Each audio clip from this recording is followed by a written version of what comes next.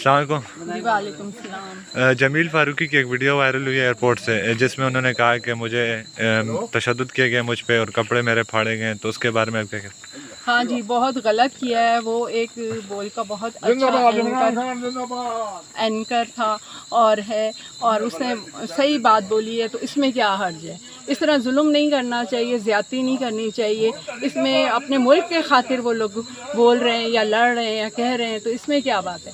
تو اس لیے یہ اس کے ساتھ زیادتی ہے اور اس کے آزاد کریں، اس کو اس طرح قید نہ کریں، بری بات ہے.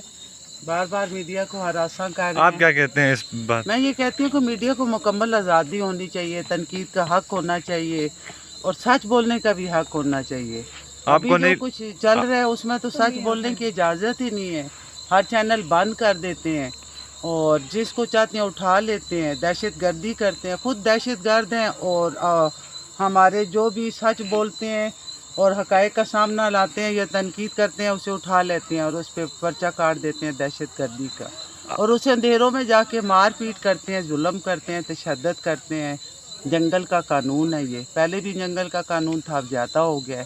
اور ہم لوگ عمران خان کو سپورٹ کرتے ہیں. وہ سچا دینی حق پہ کھڑا ہے اور اسی کا ساتھ دیں گے. اور ہم چاہتے ہیں کہ جمیل فاروقی کو آزاد کرے.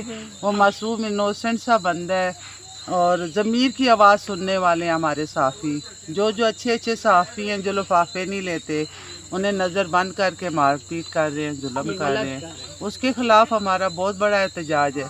اور اگر عمران خان کی طرف قدم بڑھایا تو کوئی قوم پیچھے نہیں ہٹے گی. ہم سب ماں، بہنیں، بیٹیاں، جتنی بھی ہم خواتین ہیں، بیویاں، گھروں کو چھوڑ کے باہر نکل آئیں گے.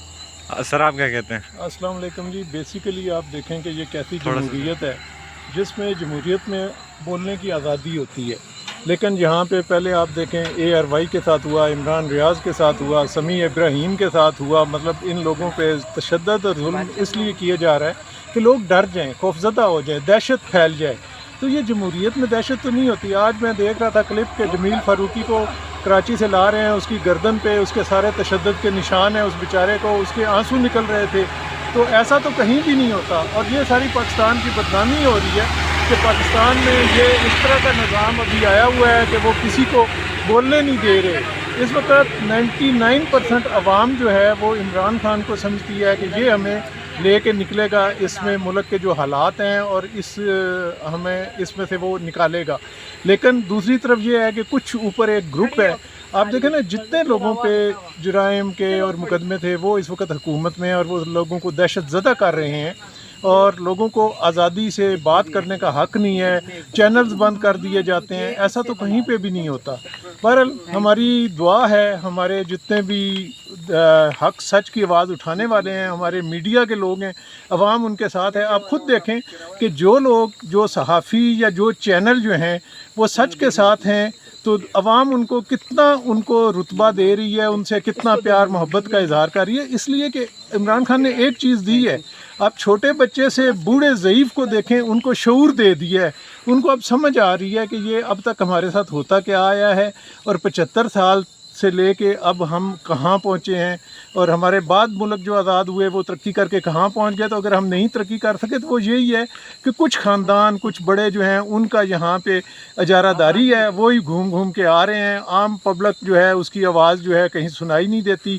تو یہ عمران خان نے آیا تھا. اب دیکھیں ملک ہر طرف سے ترقی کر رہا تھا، تو اس کو چلتے ملک کو ایک دم سے اب دیکھ لیں آج سٹاک ایکسچینج کیا ہے، اکانومی کی کیا حالت ہے. تو ہم سب جمیل فاروقی کے ساتھ، کوئی بھی جو بھی ہمارا کوئی صحافی ہے اس کی آواز اگر دبانے کی کوشش کی جائے گی تو ہم بھرپور احتجاج کریں گے اور آواز اٹھائیں گے. اور جہاں